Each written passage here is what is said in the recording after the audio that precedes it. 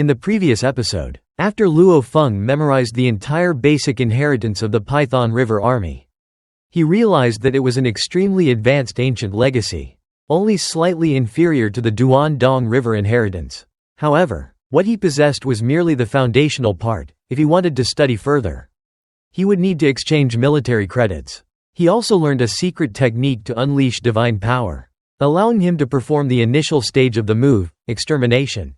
Meanwhile, the will of the primal universe, through the two-faced ancestral god, approached Luo Feng and declared that he was the greatest hope for facing the upcoming great calamity. Although Luo Feng suspected he might be used, he understood that he had no choice but to grow stronger in order to confront the dangers ahead.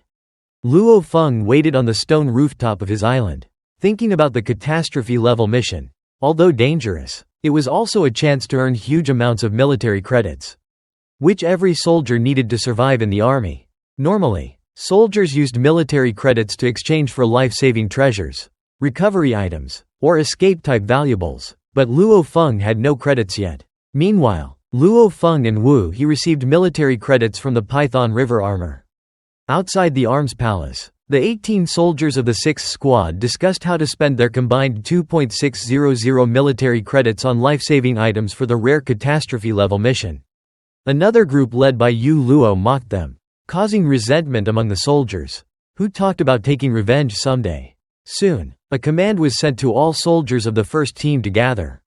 Luo Feng immediately headed to the island of basic inheritance, where many soldiers had already assembled. Wu He informed Luo Feng that the 39 soldiers of the team were divided into 3 factions: the captain's group with 18 soldiers, Ku Fa's group with 10 soldiers, and Yu Luo's group with 9 soldiers. When Luo Feng and Wu He arrived, the other soldiers clearly kept their distance.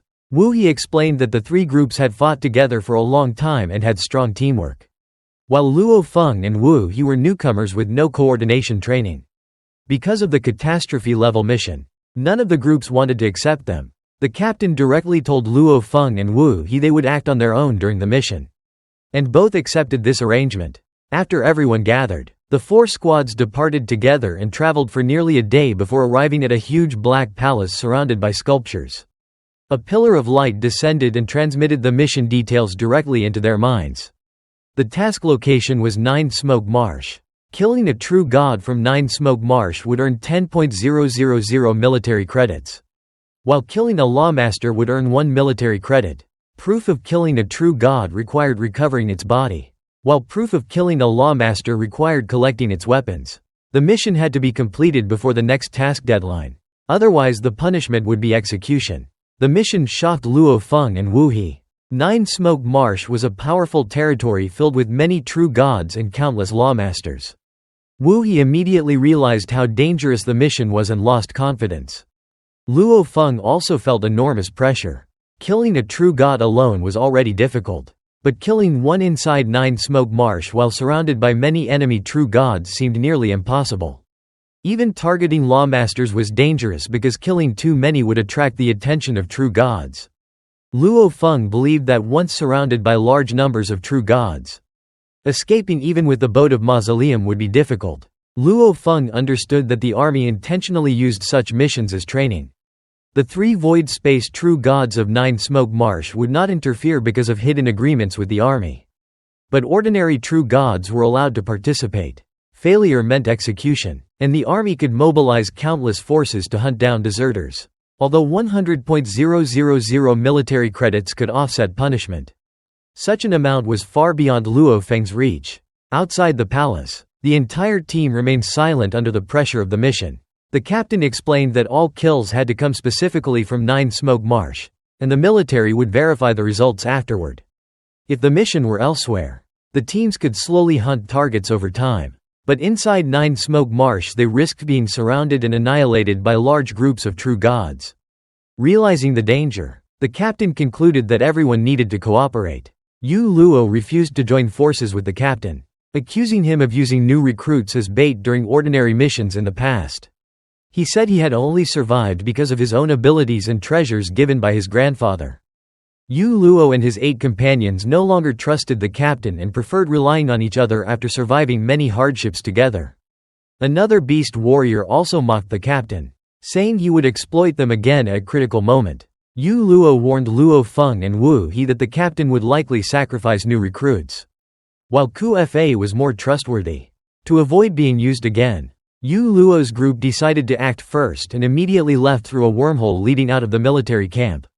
The captain became angry and tried asking Ku Fa to cooperate, but she also refused. Instead, she offered Luo Feng and Wu He a safer journey to Nine Smoke Marsh aboard her True God level battleship.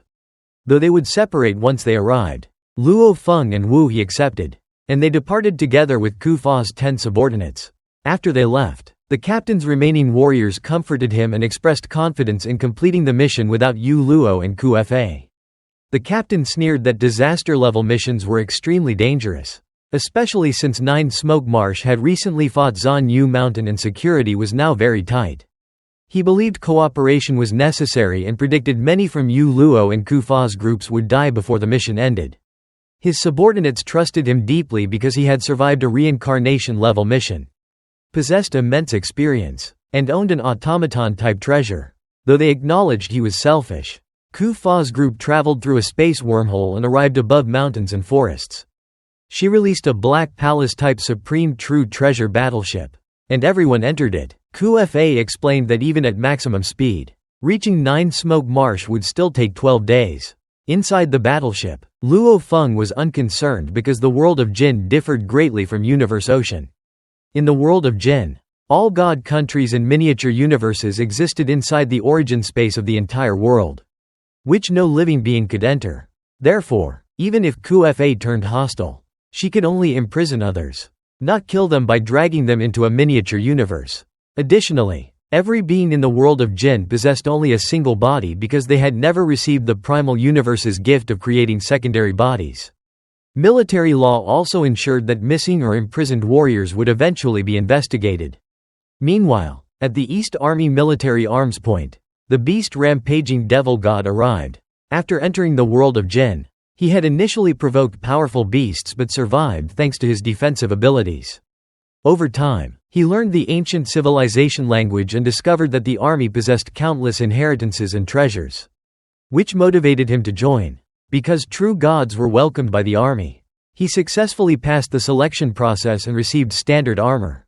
Rampaging Devil God entered the military arms hall, which resembled an advanced version of the human virtual universe because one's entire body entered instead of just consciousness. He asked to exchange his bloody sea devil armor for military credits. The golden figure managing the hall scanned the armor and identified it as a true god of void space-level armor worth 300,000 military credits. Shocked and overjoyed, Rampaging Devil God immediately agreed to the trade. Using the credits, he exchanged for a Supreme True Treasure Palace and 4 Supreme True Treasure Attack Treasures. Completing his offensive, defensive, and escape equipment set, he felt extremely satisfied and believed that after returning to Universe Ocean, he would be unstoppable. His only regret was not belonging to the Special Army, because then he could have exchanged for an automaton-type treasure as well. Rampaging Devil God reflected on the huge gap between the ordinary army and the Special Army. Many powerful weapons, treasures, and inheritances could only be exchanged within the Special Army, while the ordinary army either had no access or had to pay far more military credits. Knowing his own limits, he admitted he was only average in the ordinary army and did not dare aim for the Special Army. He decided his main goal in the world of Jin was to gain opportunities before eventually returning to Universe Ocean, since he would die after 3 universe eras if he could not transcend reincarnation. He focused on comprehending the attack-type Supreme True Treasure set he had exchanged for, along with a Supreme True Treasure Palace. The set treasures were extremely expensive and contained profound techniques. Once mastered, they could greatly increase his strength and possibly allow him to reach the level of a limit true god. Rampaging Devil God also planned to earn as many military credits as possible to obtain more Supreme True Treasures. Bring them back to Universe Ocean, exchange them with other experts, and then trade again in the world of Jin. Since treasures in Universe Ocean varied in quality, some reaching True God or True God of Void Space level, he believed he could profit greatly. However, he knew he needed to act quickly before more people discovered the secret. Meanwhile, Ku Fa's team arrived at the outskirts of Nine Smoke Marsh, a massive swamp inhabited by countless strange beasts. After leaving the ship, Ku Fa and his soldiers separated from Luo Feng and Wu He, wishing them luck on their catastrophe-level mission. Luo Feng and Wu He then cautiously entered the marsh area alone. Wu He complained that although he had once dominated northern True Ocean, he now had to hide carefully in Nine Smoke Marsh. He worried about earning the required 10,000 military credits because there were too many strange beasts, and they lacked the strength to kill true gods directly. Luo Feng remained calm and pointed out that the mission time limit was nearly an entire era, giving them plenty of time to search for opportunities. He insisted they first study the environment instead of rushing blindly. Wu He agreed to follow Luo Feng's lead. For half a year, Luo Feng and Wu He secretly explored the outskirts of Nine Smoke Marsh. During that time, they witnessed several battles between strange beasts and tribal warriors. In one clash, strange beasts accused warriors from Zanyu Mountain of invading again, while the warriors claimed they had defeated the beasts before. Both sides fought savagely. Wu He suggested waiting until the fighters weakened or died so they could collect weapons and corpses for military credits. Luo Feng, however, focused on the larger pattern. They had already witnessed 3 battles in a relatively small explored region, meaning conflicts must be widespread. Luo Feng realized that Zanyu Mountain and Nine Smoke Marsh were likely at war. Wu He explained that Nine Smoke Marsh was controlled by 3 true gods of void space, while Zanyu Mountain was a tribal alliance led by 4 true gods of void space. Normally, the 2 powers avoided major conflicts and strictly controlled their subordinates, so frequent battles indicated an active war. Luo Feng concluded that if the 2 great powers were already fighting, they could take advantage of the chaos. Instead of personally killing true gods, they could manipulate situations so true gods from both sides fought each other, allowing them to collect the bodies afterward. Wu He thought it was nearly impossible to trigger battles between true gods, but Luo Feng believed individual true gods could still be provoked into combat. With a plan forming in his mind, Luo Feng told Wu He to follow him, and the 2 disappeared into the grass near the edge of Nine Smoke Marsh. Many small-scale battles broke out between lawmasters from both sides. The true gods did not interfere because these clashes were considered training before the final war. For both Nine Smoke Marsh and Zanyu Mountain, true gods were the true core combat power. Massive giants and beasts fought fiercely across the battlefield. Huge axes swung, beasts bit and roared, and the land shook from the combat. In the stable space of the world of Jin, such terrifying battles could occur without collapsing space itself. Suddenly, orders to retreat were transmitted across all Zanyu Mountain forces.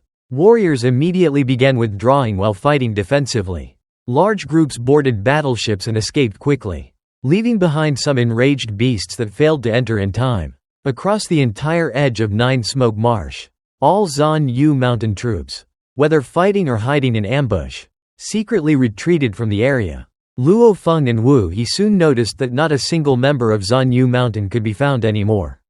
Wu He became anxious because their mission required sowing discord and earning 10,000 military credits. But without Zanyu Mountain's presence, their plan could not proceed. Luo Feng was also frustrated because they had hoped to find isolated true gods from Zanyu Mountain during the conflicts.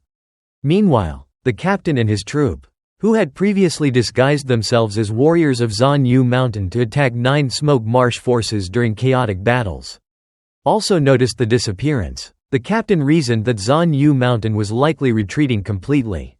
If they continued pretending to be Zanyu Mountain warriors, Nine Smoke Marsh might realize something was suspicious and dispatch true gods to investigate, making escape impossible. He ordered everyone to wait and observe instead. Far away from Nine Smoke Marsh, thousands of powerful figures gathered in empty space. Numerous troops of lawmasters continued assembling while true gods arrived one after another.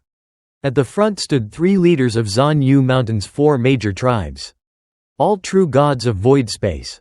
The central leader isolated the surrounding void space completely with his overwhelming power. Filled with anger, the Alliance Master declared that Nine Smoke Marsh had repeatedly provoked Zanyu Mountain and even dared attack them directly. He ordered punishment and death upon Nine Smoke Marsh. The entire army roared in response, filled with fighting spirit. Immediately afterward, the massive army vanished into the void space. Back near Nine Smoke Marsh, Luo Feng and Wu He discussed alternative methods for completing their mission. Luo Feng considered the dangerous option of infiltrating Nine Smoke Marsh using his golden horned beast identity. Pretending to be a wandering beast. Once inside, he planned to join a troop leaving Nine Smoke Marsh and assassinate a true god if only one was escorting the force. However, the plan was extremely risky because there could be many universe masters or multiple true gods accompanying the troops. Luo Feng also considered using bait, sneaking in directly, or slowly hunting lawmasters over an extremely long time. But all options were dangerous. The best method remained taking advantage of a large conflict between the two factions so he could seize the corpse of a fallen true god and escape quickly with the boat of mausoleum. At that moment, Luo Feng suddenly saw an enormous black mass appear in the skies above Nine Smoke Marsh. Millions of towering tribal warriors filled the sky like endless dark clouds. Wu He immediately realized it was the true final war between Zhan Yu Mountain and Nine Smoke Marsh. Even true gods of void space had personally joined the battle. Suddenly, heaven and earth changed color as an immense void space descended instantly over the entire Nine Smoke Marsh region. Including Luo Feng, Wu He, the captain's troop, Ku Fa's troop, and Yu Luo's troop, the entire area became isolated within a blurred void space. Luo Feng realized this terrifying power came from a true god of void space. Such beings could form an entire void space with a single thought. In Universe Ocean, every true god of void space would be capable of transcending reincarnation and establishing an eternal Holy Land universe for their race. After entering the world of Jin, Luo Feng became curious about true gods of void space, who were above ordinary true gods. From the Duan-Dong River inheritance and conversations with Northern Wind and Wu He, he learned that true gods possessed miniature universes and could issue orders that were strictly enforced in the Universe Ocean and the original universe because the original universe granted them authority over certain areas. However, this authority was only a gift from the original universe and could be revoked when the original mind opposed them. Such as during battles against universe masters. True gods of void space were entirely different. Through their own comprehension of laws, they could completely control a void space with a single thought. This power was not granted by the original universe and could not be stripped away. Within their void space, they could display terrifying strength and even slaughter true gods and universe masters effortlessly. Because of this, every true god of void space could dominate a region in the world of Jin. At Nine Smoke Marsh, a massive void space sealed the entire area. A voice from Nine Smoke echoed through the marsh, and the surrounding void space intensified as if two void spaces were clashing for control. Soon, countless strange beasts rushed out, led by three true gods of void space. The central figure was Nine Smoke herself, a nine-headed ancient being covered in green scales who ruled Nine Smoke Marsh. Hidden in the grass, Luo Feng and Wu He observed the opposing armies. Wu He explained that Nine Smoke was an extremely powerful true god of void space whom even his father respected. Though her strange temperament prevented others from willingly staying with her. The other two true gods of void space in Nine Smoke Marsh had only joined her because they were hunted by enemies and had nowhere else to go. Wu He claimed his father could easily kill those two, showing the huge gap that could exist even among true gods of void space. Luo Feng then asked whether there were beings stronger than true gods of void space. Wu He explained that all major tribal and strange beast factions were led by true gods of void space. But above them stood the four generals commanding the east, west, south, and north armies of the world of Jin. Rumors said these generals had already surpassed the level of true gods of void space. Though Wu He did not know the exact realm because his father had never explained it. He suggested Luo Feng could learn more by earning military credits and exchanging them for information within the army. Meanwhile, negotiations between Nine Smoke Marsh and Zhan Yu Mountain completely collapsed. Zhan Yu Mountain accused Nine Smoke of refusing to share benefits, while Nine Smoke mocked them and told them to become her followers if they wanted anything. Enraged, Zhan Yu Mountain ordered an attack, and both armies immediately charged into battle. Leaders fought leaders while soldiers clashed against soldiers. Luo Feng and Wu He watched as the war erupted. Luo Feng realized that large-scale wars contained countless variables.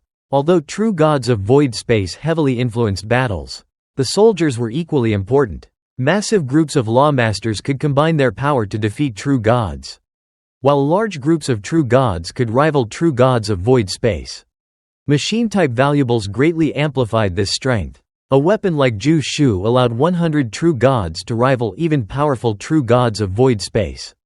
While greater war machines such as Jin Luo Sky and Land could destroy entire groups of true gods of void space. However, such large-scale machine valuables were forbidden in the world of Jin under the rule of His Majesty the Godly King. As the battle intensified, countless lawmasters died first, their weapons and armors scattering across the battlefield. Wu Yi became excited, seeing an opportunity to gather discarded equipment for military credits. He urged Luo Feng to collect the fallen weapons and armors, believing they could earn enough credits to survive their military mission. However, Luo Feng rejected the idea, believing collecting bodies of fallen true gods would complete the mission much faster.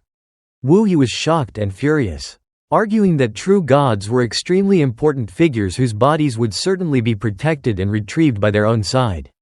He warned Luo Feng that interfering in battles involving true gods was suicidal. Luo Feng refused to retreat, causing Wu Yi to angrily call him a fool. Wu Yi explained that he had originally decided to follow Luo Feng after seeing his strength during the army selection. But he had only intended to rely on Luo Feng temporarily while preserving his own life-saving methods. However, Luo Feng's reckless behavior exceeded his expectations, and Wu Yi no longer dared to accompany him into such dangerous situations. He declared that disaster-level missions required fighting for one's own survival and decided to separate from Luo Feng before quickly leaving for the battlefield. Luo Feng sighed after watching his only companion depart. Realizing Wu Yi had never fully trusted him, Luo Feng then remained hidden in the grass while observing the great battle before taking action himself. Nine Smoke Marsh contained three major battlefields. The chaotic battlefield of lawmasters spread across the largest area. The battlefield of more than 10,000 true gods centered mainly around Purple Vine Marsh, and the battlefield of the 6 true gods of void space. The true god battlefield was especially dangerous, and lawmasters avoided approaching it because being caught in a melee among true gods almost guaranteed death. Luo Feng secretly advanced toward the true god battlefield at high speed. Along the way, he encountered 3 groups of lawmasters from 9 Smoke Marsh who attacked him after identifying him as a warrior from Zanyu Mountain.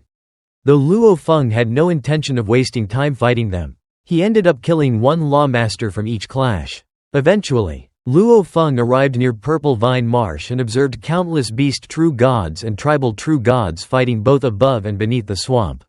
He noticed that the battles were mostly 1-on-1 or 2-on-1 engagements to avoid massive casualties. Since true gods were precious resources for both factions, neither side wanted to risk large-scale annihilation attacks. Luo Feng's goal was not direct combat but obtaining a true god corpse. While Luo Feng waited near the battlefield, another troop of 18 lawmasters led by an experienced captain was also hiding nearby. Earlier, the captain had successfully seized a corpse of a 9 Smoke Marsh true god, earning praise from his subordinates. However, he warned them that the situation was extremely dangerous and that his success had only been possible because he acted unexpectedly. He explained that true gods would now be more alert, making future attempts much riskier. Although the captain promised to help his warriors complete their missions, he strictly warned them not to act recklessly, or he would immediately withdraw from the battlefield. Despite outward obedience, many warriors secretly hoped to imitate the captain's earlier success. Meanwhile, Luo Feng carefully studied the battlefield. Because the entire area was covered by the void space created by the true gods of void space, domain-type treasures were useless, including the space control abilities of Shi Wu Wanes. Luo Feng could only rely on his eyesight and divine power senses to monitor the battlefield. Suddenly, intense chaos erupted. A severely injured beast true god was blasted out of the swamp and crashed into the marsh unconscious. A tribal true god chased after it and threw a sharp stone rod that pierced through the beast's head, killing it instantly. The victorious tribal true god laughed arrogantly, but 3 beast true gods immediately rushed toward him, cursing the warriors of Zanyu Mountain and accusing them of bullying weaker opponents without true god armor. The tribal true god quickly retreated instead of confronting them directly. Both Luo Feng and the captain's troop noticed the newly created true god corpse. The captain again warned his subordinates not to take risks. While Luo Feng carefully analyzed the battlefield, Using his divine power, he determined the positions of the surrounding true gods and calculated that, at most, only 5 true gods could intercept him if he acted quickly. Confident that 5 true gods posed no real threat, Luo Feng devised multiple escape routes and continuously adjusted them based on the movements of the ongoing battles. Finally, Luo Feng charged directly into the terrifying true god battlefield, hoping to seize the corpse before being discovered.